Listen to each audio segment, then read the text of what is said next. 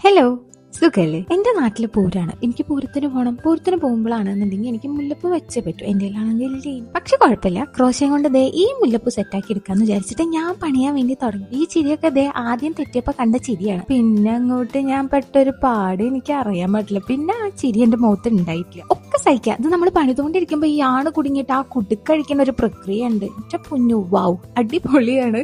ഇതിനെന്തെങ്കിലും പരിഹാരം കണ്ടിട്ടില്ല എന്നുണ്ടെങ്കിൽ ഞാൻ ചെന്നട്ടൊക്കെ വരയ്ക്കും. അതൊന്ന് ശരിയാക്കി വന്നപ്പോഴേക്കും ദേ അടുത്തത് 10-15 മിനിറ്റ് ഇരുന്ന് ഉണ്ടാക്കിയതാണ് ദേശൂ എന്ന് പറഞ്ഞ് ഈ പോണത്. പക്ഷെ തളരാണ്ട് ഞാൻ പിന്നെ ഇരുന്ന് ചെയ്ത് അവസാനം സെറ്റാക്കി എടുത്തു വന്നപ്പോഴേക്കും നല്ല നേരം വഴുകി. എനിക്കാണെന്നുണ്ടെങ്കിൽ ബണ്ണ് കെട്ടണം എന്നായിരുന്നു ആഗ്രഹം. പക്ഷെ അതിന്റെ സാമഗ്രികളൊന്നും കണ്ടില്ല. അതുകൊണ്ട് ഇത് എങ്ങനെ കെട്ടി വെച്ചിട്ടാണ് പോയത്. അപ്പോഴാണ് ഞാൻ ഇതിങ്ങനെ ഉപയോഗിക്കാൻ പറ്റില്ലേ എന്നുള്ളത് തിരിച്ചറിഞ്ഞത്. അങ്ങനെ അമ്പലത്തിൽ പോയി തൊഴുതു. ഇങ്ങനെ കാളയൊക്കെ കണ്ടു. അതിന്റെ കൂട്ടത്തിൽ കുട്ടി കാളയെ കണ്ടു. എനിക്ക് അച്ചടാതായി. ഞങ്ങൾ ഇറങ്ങുന്നതിന് മുമ്പ് നല്ല മഴയായിരുന്നു. ഞാൻ ചെയ്തുകൊണ്ടിരിക്കുമ്പോഴൊക്കെ മഴ പെയ്തുകൊണ്ടിരിക്കുകയായിരുന്നു. അപ്പൊ ഇനിയിപ്പോ ഇത് ഉണ്ടാക്കി തീർത്താൽ ഇത് വെച്ച് അമ്പലത്തിൽ പോയി തൊഴുകാനൊന്നും പറ്റും തോന്നുന്നില്ല എന്നുള്ള സങ്കടത്തിലായിരുന്നു ഞാൻ. പക്ഷെ എന്ത് ഭയത്തിന് പോയി തൊഴുകാൻ വേണ്ടി പറ്റി.